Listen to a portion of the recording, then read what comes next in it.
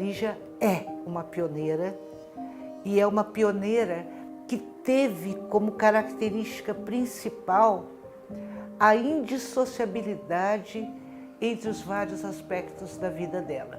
Lígia é uma pessoa que percebe muito o outro. Ela tinha uma sabedoria, uma intuição, um cheirômetro. Ela foi sempre uma pessoa contestadora, de lutar pelos ideais. Ela foi uma ativista nessa área, né?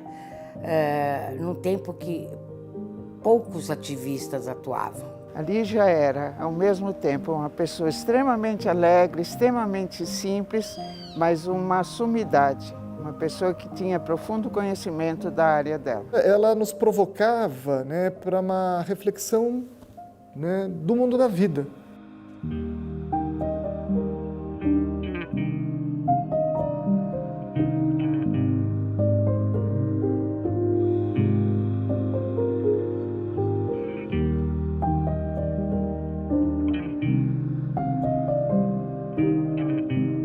Que ela pegou paralisia infantil, né? Ela teve um pouquinho antes de vir a vacina. Ela falava isso, foi um pouquinho antes de ter a vacina. Para minha avó foi muito difícil, mas minha avó foi incrível assim com ela. O ano é 1942. O mês é maio. O dia é 15.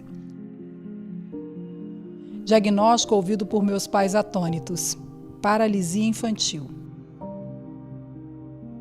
O que ela me falava das lembranças de infância dela era muito gesso, muita operação. De muita dificuldade de minha avó levar ela para vários lugares, vários médicos, curandeiro, tudo que podia para ver se ela melhorava. Que minha mãe, assim, depois dizia que muito do que ela se tornou é pela minha avó ter sido essa pessoa que exigia que ela fizesse tudo que ela pudesse. E eu lembro da minha mãe contando assim uma história. Ela foi para casa dessa amiguinha e ela tinha que subir, fez aquela rampa toda, né? A ladeira, subir a ladeira e tal, foi lá. Daqui a pouco toca o telefone e era minha avó querendo falar com a minha mãe. E minha avó falou assim: Lígia, desça aqui agora. Minha mãe desce, tudo, volta para casa dela, chega lá, fala: mãe. Ela falou assim: você não dobrou sua camisola direita. Então, assim, minha avó não deu moleza, porque minha mãe era deficiente física, né? Minha avó, acho que muito rígida nesse sentido, mas muito humana com a minha mãe. Ela sofreu muitas operações, né? Ela teve muitas cirurgias. Não podia brincar na rua, correr com os outros tão bem quanto, que ela teve esse lado de criança, mas também ela teve as limitações na época que ela estava com gesso, que teve épocas que ela teve gesso até a cintura, de ficar deitada o tempo todo. A minha madrinha, que era prima dela, ia lá, sentava do lado dela e lia a coleção inteira do Monteiro Lobato. Desde pequena, ela se intelectualizou muito. Ela discutia coisas, ela conversava, vivia na biblioteca da escola, quando ela podia ir para a escola. Primeiro de tarefa e profissão: bibliotecária. Razões de ordem econômica e prática impediam-me de seguir qualquer uma das duas carreiras então eleitas, psicologia ou terapia ocupacional. Depois, em 64, meu noivado. Em 65, o casamento. Os nascimentos das filhas. Eles se conheceram, acho que uma época mais cedo, eram adolescentes. E minha mãe achou ela falava esse termo: achei ele um bolha. Bobo, que não era interessante. E depois ele saiu, foi fazer faculdade, foi morar fora de São Paulo. E aí teve que aprender a se virar, e quando ele voltou, ele já voltou uma pessoa mais interessante. A relação deles nesse primeiro momento era uma relação boa, de bastante companheirismo, de bastante ajuda. Meu pai gostava de acampar, e acho que ele convidou minha mãe falou: mas não tem como. E aí meu pai falou: então me diz, o que você precisa do banheiro e tal, não sei o quê. Só sei que ele entrou no banheiro das meninas lá, arranjou tudo para que ela pudesse ir, né? E acho que foi por esses caminhos que conquistou, né? Vejo-me então desenrolando o fio da meada da minha história. Duas partes básicas estruturam essa peça a ser tricotada: deficiência e vida profissional.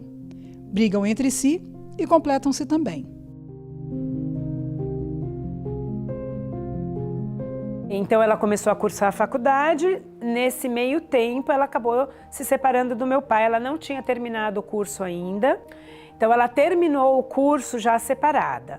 E ela parou um pouco, começou a trabalhar muito, ela dava aula à noite, quando ela se formou foi clínico de dia. Ela começou a atender o primeiro paciente dentro do quarto dela, que ela fez o sofá-cama dela virou o sofá de atendimento dele. Mas ela tinha medo do futuro, né? Ela não sabia quanto ela ia aguentar. Eu lembro que ela falou que ela foi se enchendo de clinicar.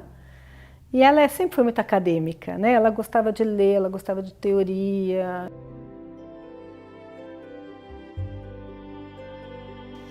Começou eu assistindo uma palestra da Lígia, não me lembro agora onde, e me encantou, né? A fala da Lígia, o conteúdo e a forma com que ela colocava as questões afeitas à deficiência e tal. Então, meu primeiro texto que eu tive contato da Lígia foi o Deficiência na Companhia de Hércules, uma disciplina dessas comuns de Psicologia e Deficiência, um capítulo. Então, a princípio, achei muito interessante o material, um texto que falava de história, que trazia uma perspectiva muito diferente. Eu conheci a Lígia no Laboratório de Estudos sobre o Preconceito, que era um laboratório que Lígia e o professor Leon, que é o José Leon Croci, que é aqui do Instituto também, coordenavam. E eu fui redescobrir a Lígia quando eu entrei no mestrado. De fato, quando eu comecei a estudar a deficiência, eu fui atrás desses livros, era a referência que eu tinha sobre deficiência, e ali eu descobri um mundo novo que eu não tinha visto da primeira vez. Aí sim que eu fui entender a história dela, descobri de fato que ela também era uma pessoa com deficiência, e ali começou toda uma história de tanto identificação pessoal quanto de identificação profissional, os temas que a gente trabalhava eram semelhantes, uma perspectiva muito peculiar que ela tinha, que eu fui descobrindo em mim e que foi me ajudando no meu trabalho. E desde então, a Lígia logo em seguida se tornou minha orientadora no doutorado, né?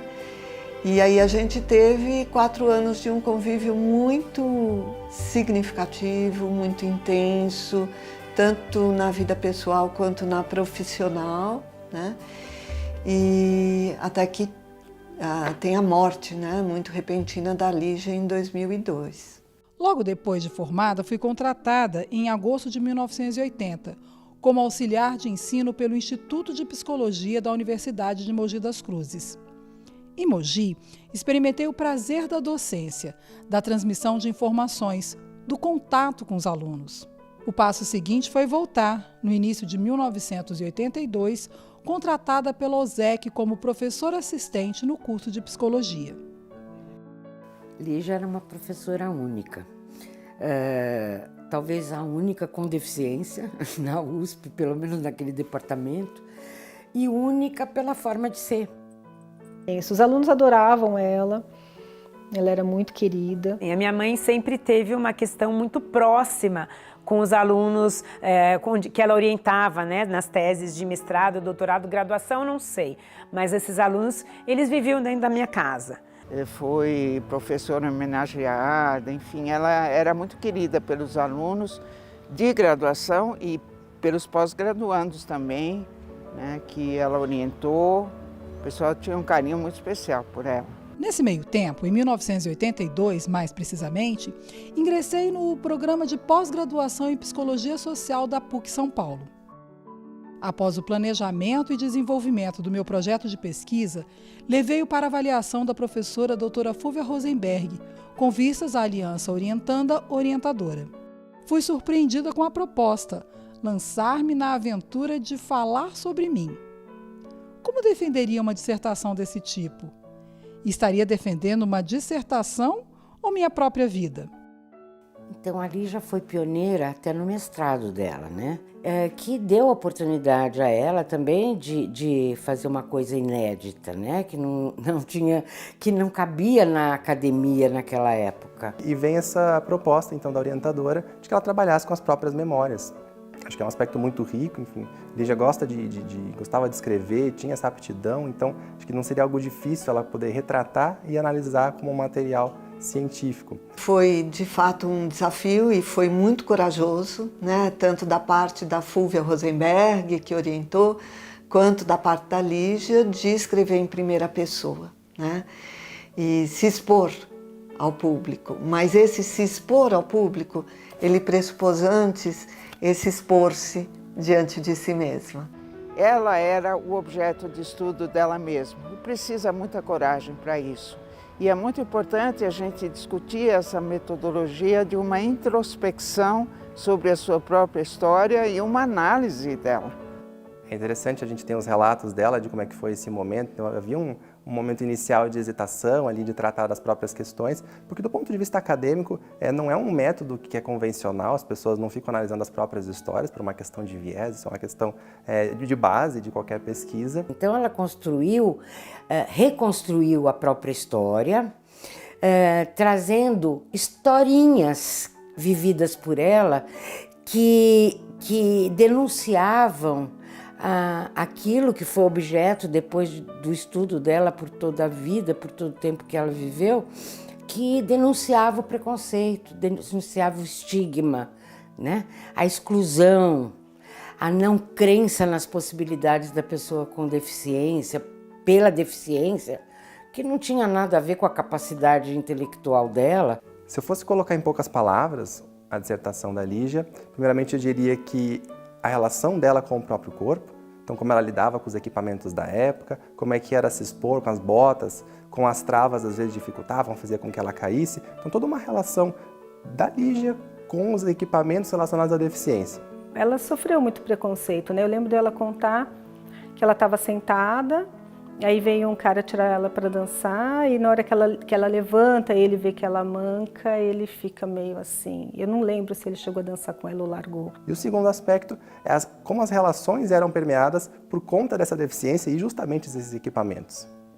Minha mãe ali percebeu, né, também, eu já tinha percebido várias vezes, mas que ela puxa, isso aí mexe. Então é interessante ver, por exemplo, relacionamentos amorosos que ela vai descrevendo e como ela tinha que lidar com a aceitação ou a não aceitação das pessoas, com a aparência da bota que ela tinha, como ela queria usar um sapato que não cabia naquela bota tão grande. Eu tenho uma foto dela, que eu até separei para vocês, de ela com vestido longo, branco, assim, bonita, acho que por volta de 15 anos.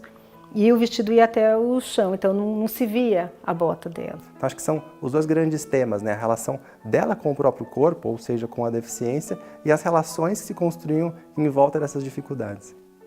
Eu acho que esse trabalho, ele representa um fruto daquilo que foi o desafio de expor-se diante dela mesma, né?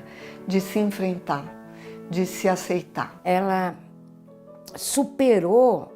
primeiro superou as próprias, talvez, dificuldades, não sei, de falar sobre ela mesma e tornar público, né, as mazelas que ela passou, as dificuldades, né, mas também de tornar público uma possibilidade de que essa temática fosse vista de uma forma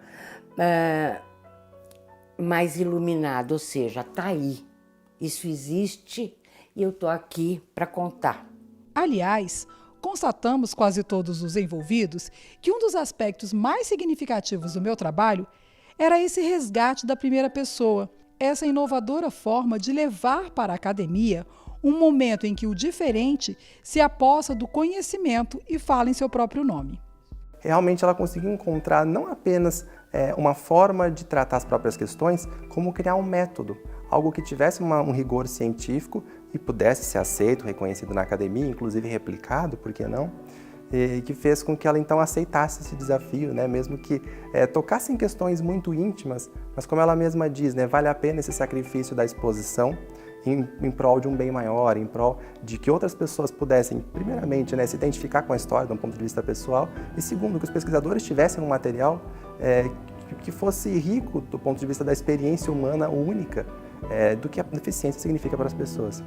Logo antes da Lígia morrer, ela falou para mim que a obra dela que ela mais queria ver publicada era o Resgatando o Passado, Deficiência como Figura e Vida como Fundo, que é um mestrado, né? É o que ela mais queria deixar como legado para ela. E isso ela falou já depois da livre-docência, depois do doutorado. Era o que ela queria, de fato, tinha um carinho muito grande por aqueles escritos, né? E ela não pôde ter isso em vida. Essa obra foi publicada só depois que Lígia morreu, foi em 2002. Né? Em 1988, publiquei o livreto Do Olimpo ao Mundo dos Mortais. Essa publicação acabou por revelar-se fonte quase infinita de contatos e solicitações de palestras e outros escritos. Do Olimpo ao Mundo dos Mortais, né, uma publicação da Lígia que traz a figura mitológica do coxo, né? Ela, a partir daí, dessa publicação, a Lígia foi chamada para muitas palestras, muitos eventos. A riqueza da Lígia, me parece, em trazer essas figuras mitológicas, né, em juntar a arte, a expressão, né, de uma época, imagina, né?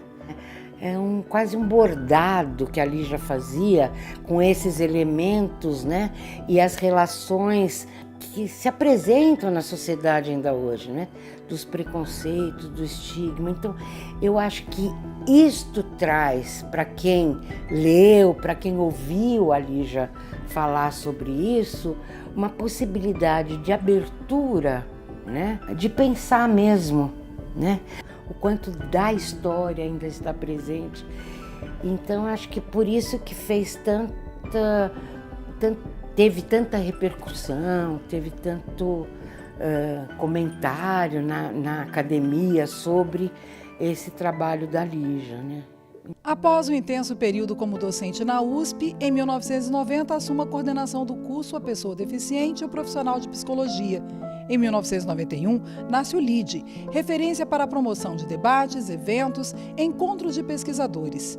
Em 92, na Universidade Mackenzie, ingressa como professora na pós-graduação em Distúrbios do Desenvolvimento.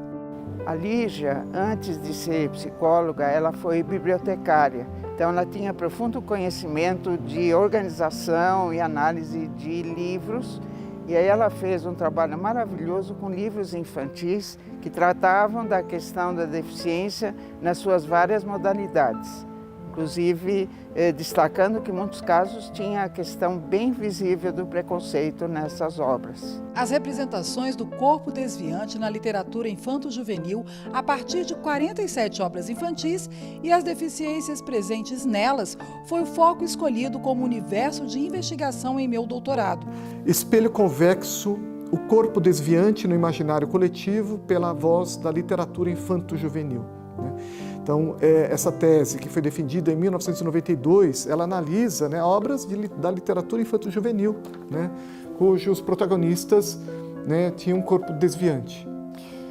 Então, ela traz no doutorado dela, através da literatura infanto-juvenil, os livros que ela elegeu, enfim, para analisar, toda a questão referida mesmo aos preconceitos, estigmas, estereótipos ligados ao diferente. As histórias relacionadas ao diferente, elas estão sempre presentes na obra da Lígia. Ela vai analisando mitologia, essas histórias fantásticas, mas quando ela traz para os contos infantis, e principalmente contos brasileiros, eu acho que ela tem um pioneirismo de contextualizar a nossa realidade, a forma como a nossa sociedade brasileira lida com a deficiência, que ainda que ela guarde semelhanças com outras culturas, ela tem particularidades. Neste trabalho, coexistiam elefantes de cores inusitadas, uma joaninha sem bolinhas, a borboleta que não podia voar, um grilo perneta.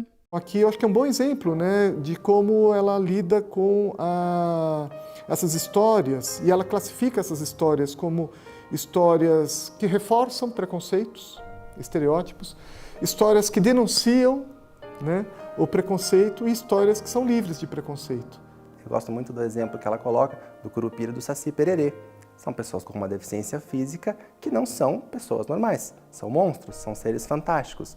E é muito rico como ela mesma anuncia para os leitores de que a preocupação dela não vai ser com as pessoas individualmente e as pessoas com deficiência, mas sim as pessoas que estão à volta e que compactuam com processos de estigma e de preconceito, e que fazem com que a deficiência se torne esse problema, então, que a gente anuncia como tal. Antes de chegar à parte empírica do estudo, fiz um caminho teórico que contemplou historicamente as visões de corpo, transitou pela problemática da diferença e da deficiência, mapeou conceitos como atitude, preconceito, estereótipo e estigma, deteve-se no universo das significações, percorreu a questão das anomalias e do grotesco. Então, cada uma dessas histórias, né, esses livros, né, que chegam às crianças, né, então ela vai analisando como nessa narrativa ela reproduz estereótipos, preconceitos ou denunciam também, né? E a gente assimila sem crítica, né? A gente assimila sem tomar consciência daquele preconceito que estamos reproduzindo, né? Então a preocupação dela é como essas crianças vão formando quem elas são, aspectos da personalidade, processos de identificação, e quanto a deficiência vai sendo moldada por um viés negativo. Acho que é muito claro como ela vai colocando, porque mesmo que você veja histórias em que a deficiência ela é colocada de uma forma enaltecida, ainda assim é um aspecto negativo, pois como eu vinha falando, mostra um lugar de peso, um lugar de destaque, um lugar que não necessariamente seria necessário ou que não necessariamente é aquilo que diz a própria pessoa. Foi muito interessante porque eu participei como banca da tese dela, então eu li com profundidade e pude avaliar a qualidade do trabalho quando ela pegava cada um dos livros e via como é que era a questão do herói, qual era a ação dele, como ele se portava diante da sociedade. Quando ela desvela a forma como essas historinhas infantis, que a gente cresce ouvindo, as próprias pessoas com deficiência vão se identificando a esses lugares muitas vezes, que é o que ela coloca, fazendo com que não só tenhamos reações por parte da cultura, por parte da comunidade, como da própria pessoa, da forma como ela se imagina. Às vezes, nesse sentido, como alguém diferente, como alguém monstruoso ou como alguém heróico, mas nunca como alguém comum. Isso sempre tem um caráter de peso e ela vai explorando isso na tese dela. Então isso é muito precioso para trabalhar com as crianças e com os adultos em relação à questão da exclusão, à questão do preconceito, em relação à pessoa com deficiência. Quando a gente analisa um filme, ou uma propaganda, ou um desenho, né, muitas vezes a gente percebe, né, que ainda a representação, né, de uma pessoa com deficiência ainda é representada, olha como ele superou, né, ele é deficiente, mas ele superou, né, ou ele é reproduzido como a vítima, né, olha o coitadinho, ou como, né, o vilão, né. Então o trabalho da Lígia nesse sentido é muito importante, porque ao analisar ela evidencia, ela nos ajuda a enxergar, né, esse preconceito, e a partir do momento que a gente toma essa consciência, a gente vai estar mais preparado para perceber esse preconceito presente no nosso dia a dia.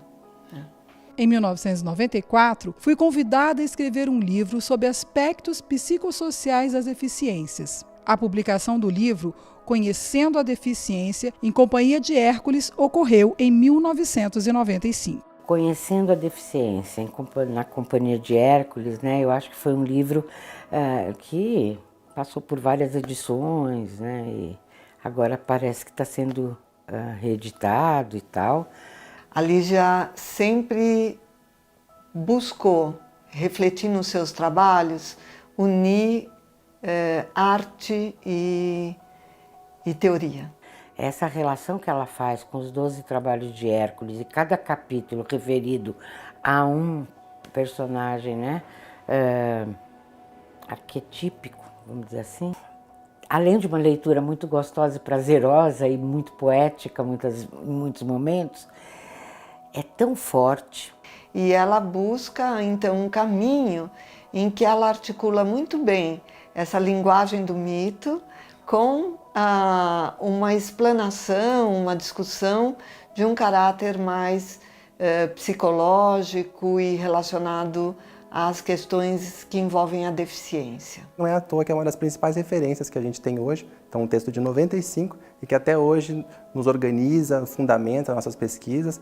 Em cada parte do mito ele faz uma discussão específica, todas elas muito significativas para se discutir a deficiência. Trazendo temas importantes como as relações familiares, as relações das deficiências, mecanismos de defesa, definições de conceito. Ela tem todo um trabalho para definir o que é a deficiência, o que é a incapacidade, o que é a desvantagem, aspectos legais. Então é um livro simplesmente completo e que reúne, ainda que a gente tenha aspectos que agora vão ficando um pouco obsoletos, por exemplo, em relação à legislação, todo o resto pode ser muito bem aproveitado hoje, e assim é.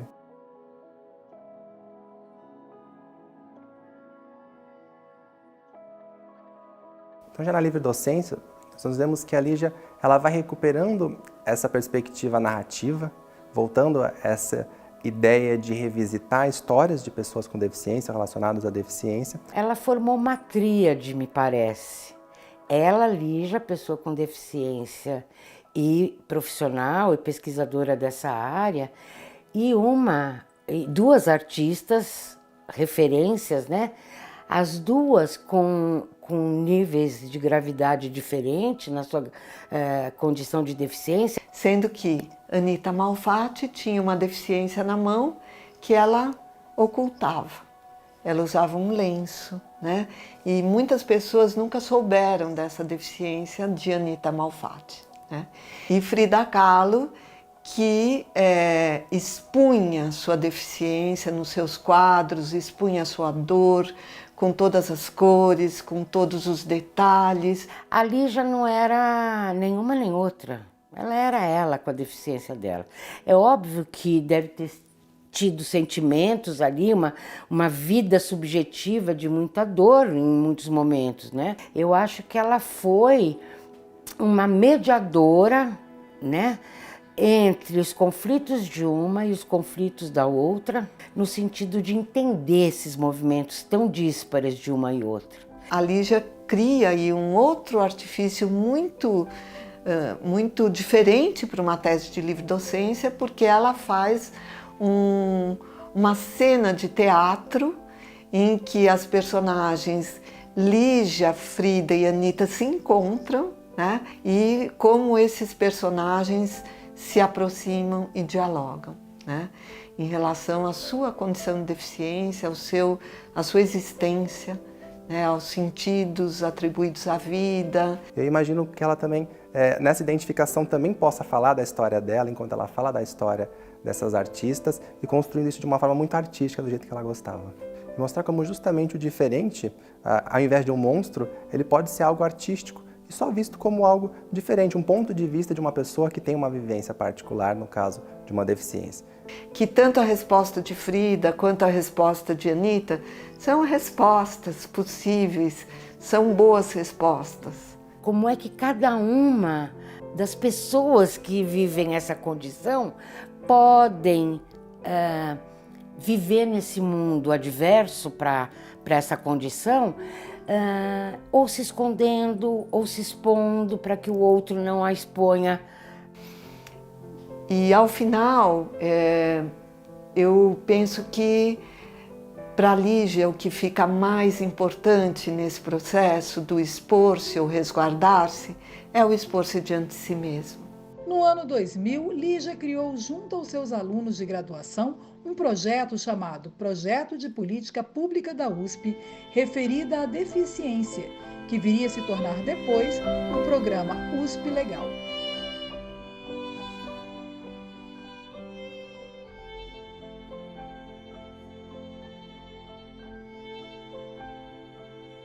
Existe um movimento de trazer para as pessoas, para essa nova geração, aquilo que a Lígia escreveu. Então nós sabemos que existe agora a editoração Na Companhia de Hércules. Só o fato dele ser relançado e ter sido disponibilizado agora vai fazer com que as pessoas possam conhecer muito mais. Porque a existência desse documentário, as pesquisas que eu tenho feito e os colegas também, fazem com que a Lígia seja hoje muito mais presente e muito mais próximo daquilo que a gente gostaria que ela fosse. E é muito bom a gente poder trazer essas memórias dela, trazer esse trabalho, essa contribuição que ela tem. Todo mundo ganha com isso. O sonho da minha mãe era ser avó também. Então ela conviveu muito com os netos pequenos, né? E ela amava aqueles netos.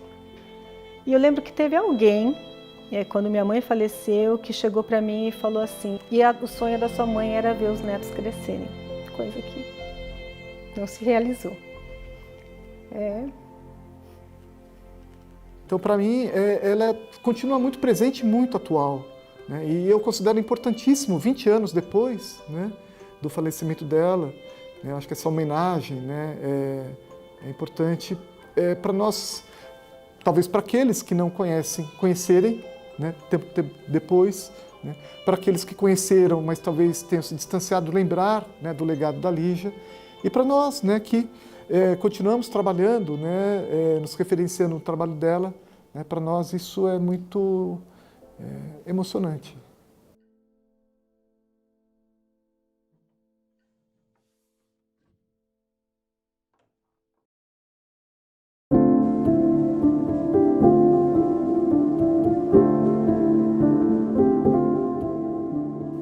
produção específica da Comissão História e Memória do CRP,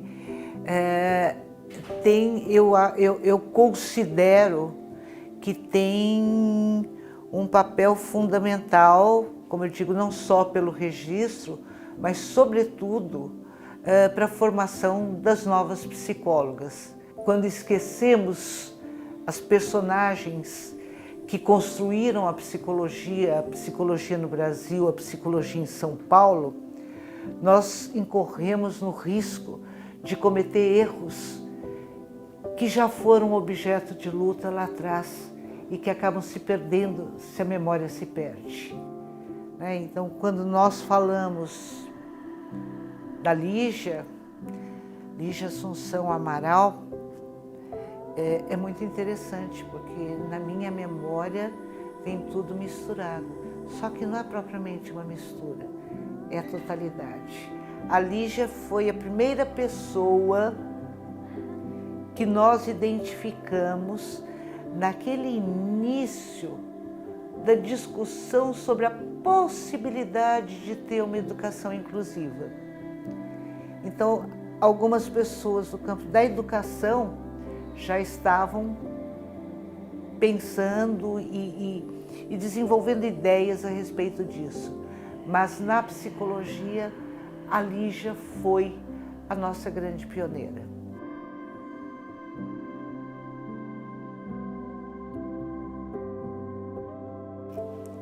O debate sobre as pessoas com deficiência é um ato fundamental, porque o debate faz com que permaneçam vivas as questões que estão colocadas como tarefas históricas para a sociedade em geral e para a psicologia em especial. Esse debate em torno das pessoas com deficiência, ele se faz importante porque são pessoas que na maioria das vezes são silenciadas. E essas pessoas precisam ser ouvidas. Nós somos uma maioria e não uma minoria, né? Nós estamos aí e as adaptações para nós às vezes não estão, né? E não só em questão de adaptações físicas, né? Existem vários tipos de adaptações. A gente precisa trazer à tona essas questões relacionadas às pessoas com deficiência, porque esse ainda é um grupo minorizado, marginalizado, silenciado, institucionalizado, medicado. A psicologia discute a vida, discute coletivos, discute sociedade, né? E com isso a gente precisa trazer à cena essa discussão para que a gente possa ter condição de juntos, né, produzir uma realidade social em que as pessoas não se sintam oprimidas, não se sintam estigmatizadas, não se sintam a parte de todo um processo que é de direito dessas pessoas, né? Então o debate ele é uma forma de inserir as pessoas na sociedade, uma forma de fazermos jus à questão da equidade, à questão da igualdade e trazer formas de evolução para a nossa sociedade como um todo, sem um direito a menos. Enquanto houver uma única pessoa sofrendo no mundo, não se pode descansar. E enquanto uma pessoa com deficiência, uma pessoa que por uma diferença não tiver acesso a todos os bens acumulados e desenvolvidos pela humanidade, nós teremos que continuar lutando. E manter vivo o debate é uma das condições fundamentais.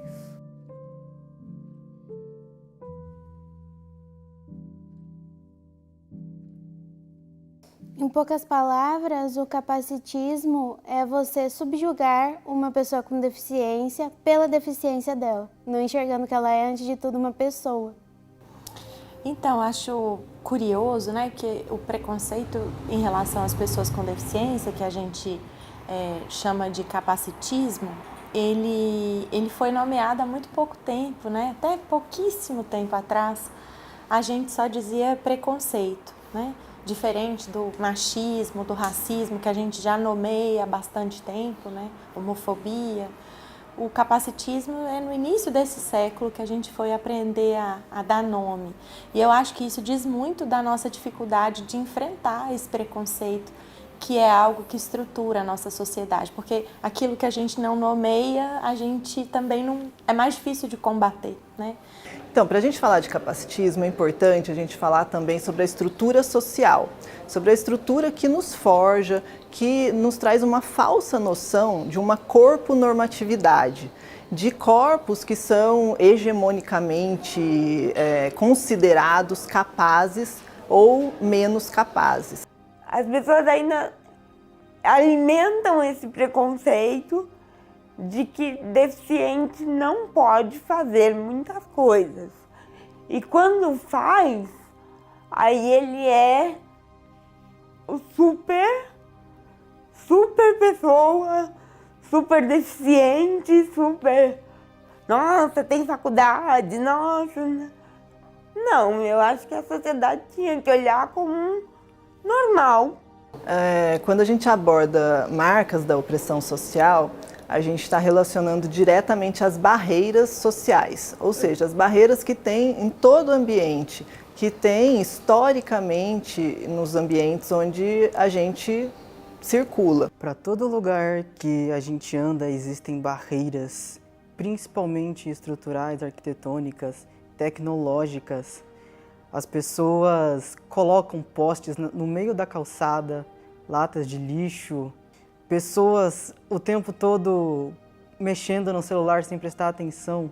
Perdi a conta de quantas vezes a bengala já voou da minha mão porque alguém tropeçou, chutou ela. Acho que a principal barreira que diz sobre o capacitismo, que é uma marca que oprime, que inferioriza, é a barreira atitudinal. Então, a forma que você aborda a pessoa com deficiência, a forma que você se refere, a nomenclatura, tudo isso vai trazer essa barreira atitudinal. Quer dizer, a gente entendeu isso, nomeou, é capacitismo que chama, e aí a gente pode, com isso, identificar como isso estrutura a nossa sociedade, as nossas relações, os espaços, os lugares, as tecnologias, e a partir disso estabelecer mecanismos, formas de enfrentamento. Né? É a gente pensar na forma como a gente, né, a sociedade tem se comportado, tem agido frente à diferença. E pensando na pessoa com deficiência, essa atitude ela tem sido historicamente muito cruel. Já perdi a conta de quantas bengalas também foram amassadas dentro dos transportes públicos porque as pessoas não respeitam nada. Isso vale também para os sites. A acessibilidade dos sites hoje em dia não existe. O capacitismo ainda é muito forte, né, atualmente. Mesmo com todas as redes sociais, a gente vê pessoas com deficiência, né, que são influencers, mesmo assim, ainda recebem perguntas do tipo, como você faz para fazer tal coisa? Mas você consegue fazer tal coisa? Como se fosse duvidosa a capacidade da pessoa com deficiência, né? O capacitismo, em geral, é um problema que é construído, estruturado por pessoas que não têm deficiência.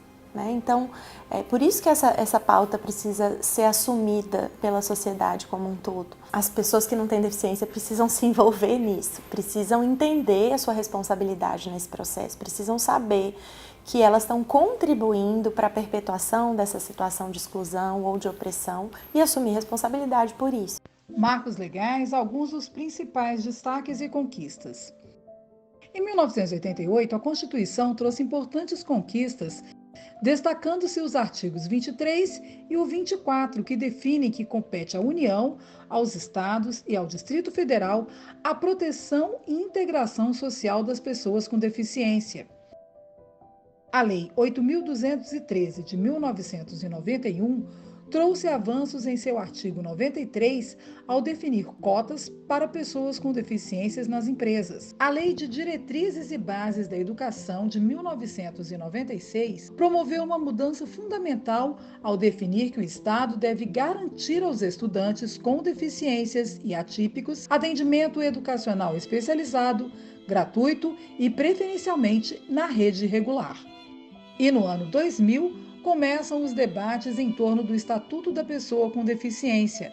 Promulgada em 2015, a Lei Brasileira da Inclusão, ou Estatuto da Pessoa com Deficiência, consolida-se como uma grande conquista.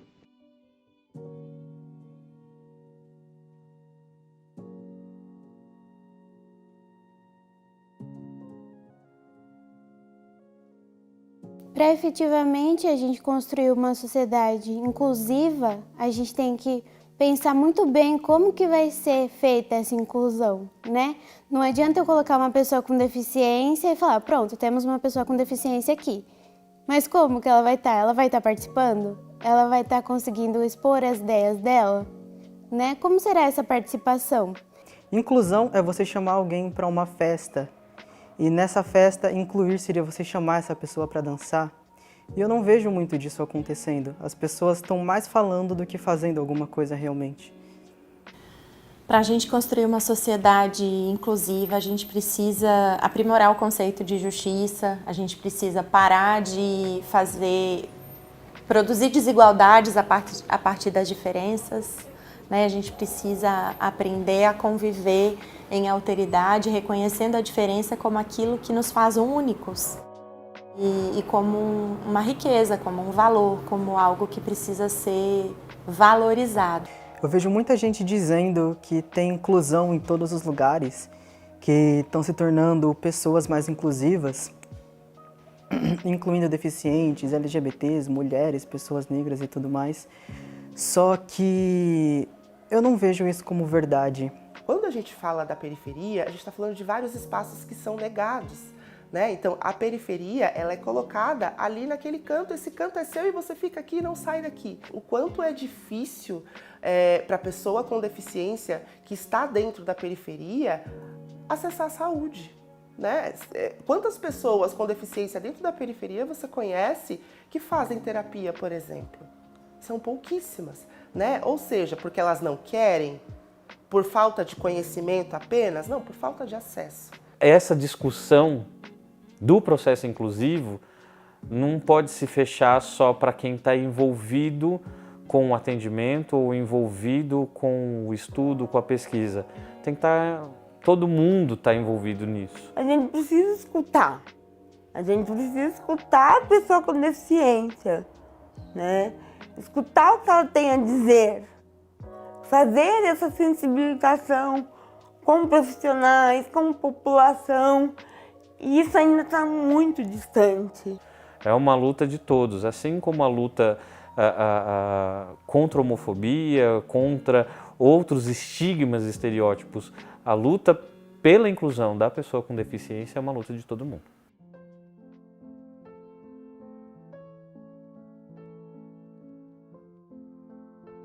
É de suma importância que dentro de um curso de psicologia a gente fale abertamente, com muita ênfase, sobre deficiências, né? Porque a gente está falando de um grupo que é minorizado e que é gigante e que não tem acesso, né? E que a gente desconhece. Então a gente precisa falar sobre isso, a gente precisa instruir as pessoas sobre isso. Durante a graduação em psicologia, eu percebi que a deficiência não era um tema falado, explorado ricamente. A gente teve 2 momentos durante a graduação inteira em que falamos sobre deficiência. Até agora, foram pouquíssimas oportunidades que a gente teve de falar sobre as deficiências e de forma muito breve. Quando eu comecei na faculdade, eu tinha avisado até com mais ou menos 2 meses de antecedência que eu era um deficiente visual, que eu precisaria de uma ledora e outros recursos a mais. Só que quando eu cheguei, nenhum professor nem sabia que eles teriam um aluno deficiente visual. A minha questão foi bastante complicada quanto à locomoção, né? Mas eu percebo que assim, vem mudando, mas eu não peguei.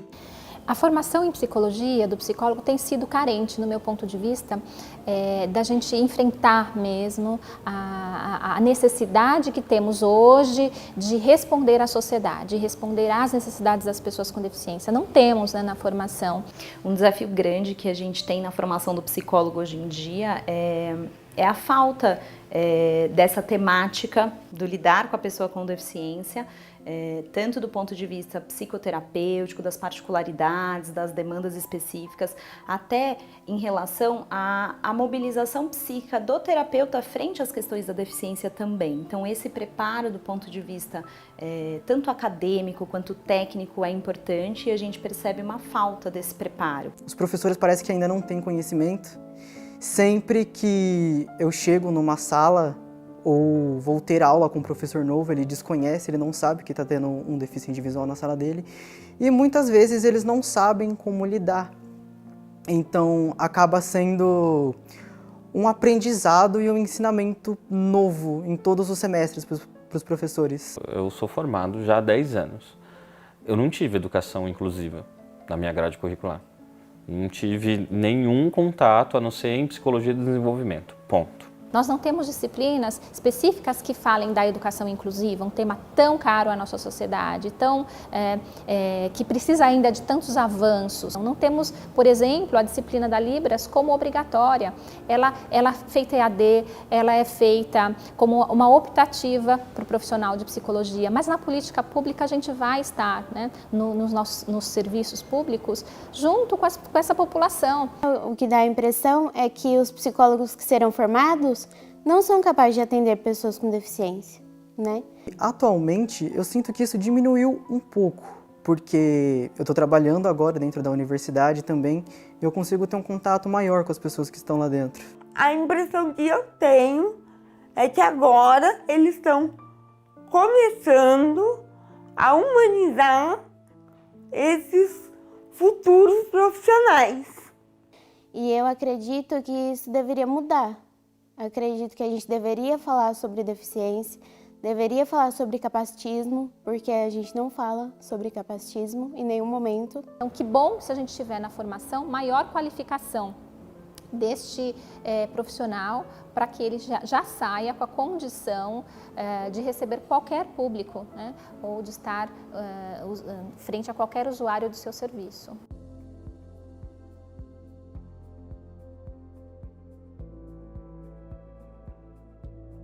Eu acho interessante, né, quando a gente entra em questão de atendimento, né, uma profissional com deficiência atendendo outras pessoas. Diretamente a criança e o adolescente, normalmente eles nem levantam essa questão. E eu acho isso muito bom, porque ali não é pra focar em mim, né? Ali eu tô com um foco nele. E ele dá uma boa resposta quando ele mesmo, né, não se importa. E tá tudo bem. Quando a gente pensa na atuação profissional dos psicólogos, alguns pontos são muito importantes para a gente pensar e tratar uma pessoa com deficiência. É a empatia, é o respeito e é o acolhimento. Entender que cada um vai ser um, então não tem como a gente generalizar esse trato e essa lida, porque cada um é singular dentro da sua história de vida, dentro da sua autobiografia, dentro dos seus recursos internos de enfrentamento, de traços de personalidade e os recursos externos também dos contextos de vida. Uma vez que a gente entenda que não existe um inconsciente deficiente, não existe um psiquismo deficiente, qual a preocupação que a gente deveria ter de fato? É como é que a gente vai lidar com as especificidades da deficiência na clínica. A pessoa com deficiência, ela é perita na realidade dela, logo, ela escolhe o tipo de acessibilidade que lhe convém. Se você não sabe, pergunte. Não vá assumindo que você já sabe de tudo, que você conhece uma pessoa com deficiência, que você sabe o que ela vai te dizer, o que ela vai trazer para você. Você não sabe. A gente nunca sabe. Estar com a pessoa com deficiência é reconhecer as suas necessidades, é escutá-la, é reconhecer também as nossas incapacidades. Nós não sabemos tudo, nem como psicólogo, nem como pessoa, então a gente precisa de conhecimento. A nossa preocupação vai ser então com as especificidades da deficiência. Quais são, por exemplo, as dificuldades motoras que podem se fazer presente na hora da clínica? Uma dificuldade de fala, uma dificuldade de movimentação. Muitas vezes as pessoas querem ajudar de uma forma invasiva e isso também retrata um preconceito, né? Uma preconcepção de como aquela pessoa pode conseguir ou não fazer determinadas coisas e já quer ajudar de uma forma que acaba atrapalhando. Não cabe ao profissional, quando você vai atender, você antecipa a questão da deficiência, como você perito dela, de forma que você não possibilita que a pessoa escolha. Pergunte como a pessoa quer, nem que seja, como a pessoa quer ser chamada, como a pessoa quer ser tratada, se a pessoa precisa da sua ajuda ou não. Porque você vai assumir que porque ela é uma pessoa com deficiência, ela vai querer a sua ajuda. E às vezes você está errado. São questões que nos importam e com essas que a gente vai se preocupar. Muito mais disso do que pensar que tipo de atendimento é para uma pessoa com deficiência. Porque no fim ela é uma pessoa que está vivendo as especificidades dela, que nós deveremos trazer tanto para o setting clínico, quanto para as experiências de vida dela, que ela vai dar sentido. Então a gente precisa que todas as necessidades e os temas ligados à pessoa com deficiência estejam na sua formação também. Caso não esteja, também a gente não é motivo para a gente não atuar, porque a gente precisa ir em busca. Então são diferentes as formações possíveis para que a gente se qualifique, para nesse momento de estar com o outro, de ouvi-lo, de reconhecer suas necessidades, a gente também lance mão de conhecimentos qualificados da psicologia, que já tem sido construído aí ao longo desses anos todos.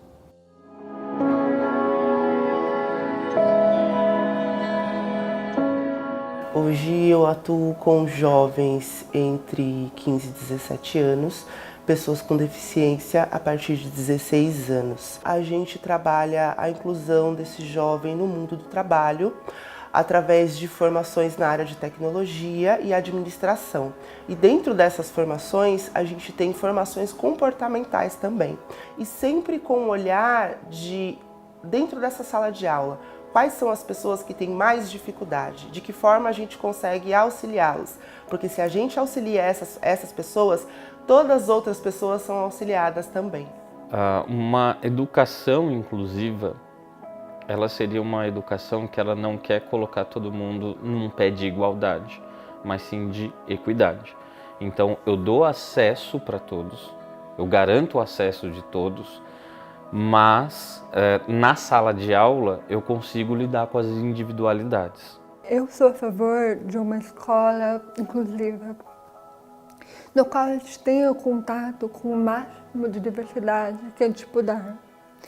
Porque nos passa a interação social, nos passa a visão da sociedade. Quem pertence à sociedade? Quem são essas pessoas que estão na sociedade? Quanto mais pessoas você convive, mais você se desenvolve nesse sentido social. Não temos mais dúvidas de que quando uma criança, um adolescente, ele participa da escola, né? Uma criança com alguma deficiência, ela participa da escola, ela tem um ganho significativo, né? Mas eu acho que a gente precisa insistir que esse ganho não é somente para essa criança, mas é um ganho para todos. Todas as crianças, né, se beneficiam da presença desse colega. Nós, professores, nos beneficiamos, porque nós aprendemos também como ensinar melhor, não só para aquela criança, mas para todas as crianças. Então, de maneira geral, nós tornamos um ambiente mais inclusivo para todo mundo. A gente evitar esse tipo de história que a gente ouve tanto, de que as crianças estão sendo alfabetizadas, elas estão fazendo a lição dela, e a criança atípica, seja a criança com síndrome de Down, a criança autista ou a criança com outro tipo de deficiência, está lá no canto da sala com uma folha em branco ou com a massinha dela. Nós precisamos tomar o cuidado para que essa criança não permaneça marginalizada no interior da escola, né? Então, acho que esse debate ele é um debate atual e é um debate permanente. Ainda nós não alcançamos a inclusão plena, né? Na sala de aula, na escola, na sociedade. Então, a educação inclusiva, ela depende de vários níveis. Desde o Estado, enquanto instituição, né, um nível acima da instituição social, até chegar lá na ponta, a professora que está lá, seja efetivada, contratada, concursada, que se engaje para isso. Essa reflexão, essa discussão, né, sobre quais barreiras ainda permanecem, quais barreiras ainda existem, barreiras que são pedagógicas, barreiras que são atitudinais, né, barreiras que são físicas, né, arquitetônicas. Meu filho, quando ele estava na pré-escola, a pré-escola não tem como objetivo a alfabetização da criança, mas já começa a reconhecer nome, número, letra e tudo mais. E em dado momento, a professora passou a ensiná-los a reproduzir o próprio nome. E meu filho, como autista, ele não tem o movimento de pinça. A professora tinha percebido isso. Então, ela deu a folha para cada um, com as letrinhas, né? Ela percebeu que ele não tinha um movimento de pinça. O que ela fez? Ela já tinha percebido algo antes, que ele tem mais disposição, mais desenvolvimento com a massa de modelar. Então, ela pegou a mesma folha, só que em vez de entregar um lápis, ela entregou uma massa de modelar e ele fez o nome dele. Então, ok, é uma questão atitudinal da professora, mas esse exemplo não pode ficar isolado. Esse exemplo ele tem que ser compartilhado. Nesses 21 anos já de uma legislação que temos sobre inclusão nas escolas, eu vejo que aparece muito uma nomenclatura de aluno de inclusão, né? Aluno de inclusão já é um jeito de denominar esse aluno que é contrário ao processo inclusivo. A escola inclusiva, a educação inclusiva é o sistema se adaptando às necessidades da pessoa com deficiência e não o contrário. Então, a gente não pode individualizar um problema que é social. Hoje, acredito que estão ocorrendo mudanças, mas ainda é necessário visualizar e refletir os critérios tradicionais de ensino. Não somente ensino regular e básico, mas acadêmico também.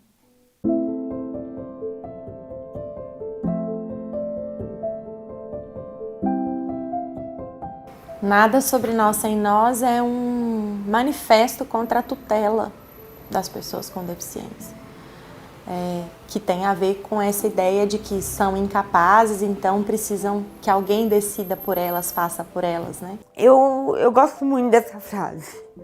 Eu gosto muito dessa frase, porque ela traz uma síntese muito grande para o que a gente precisa. É muito importante que a gente participe das decisões que vão nos afetar, porque muitas vezes as pessoas ditas normais, elas acham que elas sabem o que será melhor para nós, né? Acontece que elas não sabem. A pessoa com deficiência precisa estar nos espaços para dizer como a gente se sente nesses espaços e o que teria para melhorar. Não contatam os deficientes, não contatam outras pessoas que direcionam projetos ou acessibilidades para eles. Eles se perdem no meio do caminho e eles fazem o que eles acham certo e não o que a pessoa que passa por tal necessidade ou que precisa de tal inclusão merece. A gente precisa ouvir, né? Não só para melhorar o ambiente, mas para melhorar o trato direto. Porque é uma pessoa como outra qualquer. Sobre nós, dizemos nós, fazemos nós, ainda que a gente precise de apoio, né? Apoio não é tutela. Eu posso tomar uma decisão com o apoio de alguém, assistida por alguém, mas a decisão é tomada por mim, né? Então, eu entendo o Nada Sobre Nós Sem Nós como esse grito de emancipação das pessoas com deficiência.